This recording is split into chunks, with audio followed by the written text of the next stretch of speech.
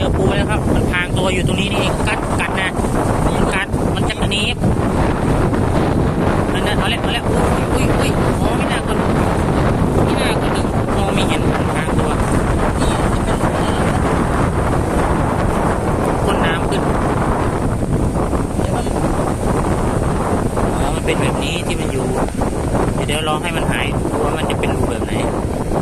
แล้วมันพ่นไปเรื่อยๆพ่นว่าหายใจพ่นน้ำไปเรื่อยๆเลยอ๋อใช่เลยอย่างนั้นนี่อย่างนี้นี่ใช่เลยพ่นออกนี่ใช่จะอยู่ลึกเลยฝัง